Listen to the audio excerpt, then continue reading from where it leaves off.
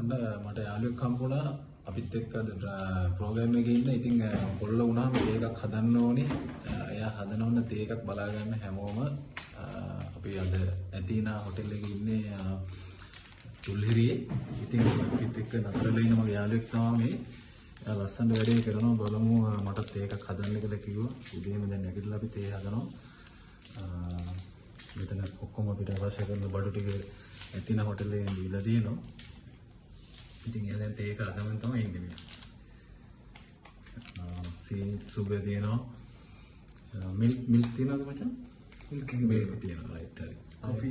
Coffee තියෙනවා. නෙස්කැෆේද? ඔව්. Right. වෙන ඇති සීනි කිරි දාන කප් සතරක් මේ විලායකේ ලස්සන විලායකක් ඇතිලා හොටෙල් එකේ තියෙන මෙතන ගම කිචන් එක තියෙනවා. ඒ වගේම ෆ්‍රිජ් එකක් තියෙනවා අවශ්‍ය නේද ඊපස්සේ වෝටර් ගන්න පිට මේ තියෙන වතුර ගන්න පුළුවන්. ඒක මේ තමයි ඇතුළේ ඔයගොල්ලෝ පේන ඇති ඉතාමත් ලස්සන පරිසරයක්.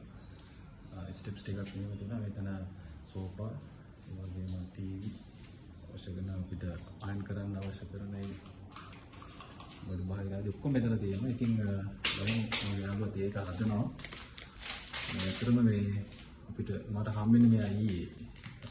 මචං ගෙවල් කොහෙද? මම පුත්තලමේ ඉඳලා ඉන්නේ. රයිට්. ඉතින් ඇත්තටම තේකක් හදනවා කියන එක ටිකක් අපහසු වැඩක්. මට නම් ඔව් ඒ වුණාට යාළුවා තේ හදලා ගෙදර හදනත් ඒ. රයිට් ඕකේ. ඒ නැගිටලා අපි ට්‍රේනින් එකට යන්න කලින් තමයි මේ වැඩේ කරන්නේ. රයිට්. එයා දේව තමයි යනවා ඒ ටී එක. රයිට් හොප්පෝට. ඕකේ. රයිට්. එක තේකක් හරි.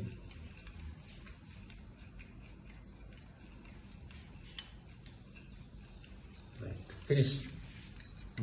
Okay. Thank you.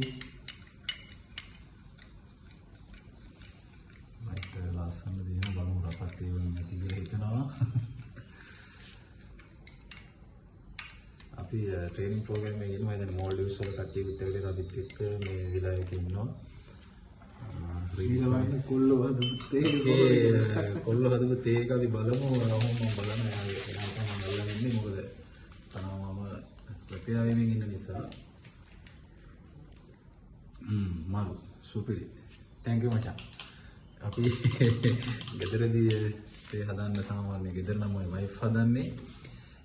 ඉතින් අද මගේ යාළුවා නම කීමද මොකද? රොෂාන් තමයි ඔන්න තේ හදුවේ. ඉතින් රොෂාන් thank you. උදේ පාන්දර මට තේ එකක් හදලා දුන්නට බෙට්ටි එක හරිම රසයි මචං. රයිට් අපි thanks කරනවා. okay හරි. එහෙනම් අපි ඔන්න වැඩේ නතර කරන්න යන්නේ. ඊළඟ තේ දෙකක් හදනවා. thank you. මාර රහයි. ඉලක්කදියා.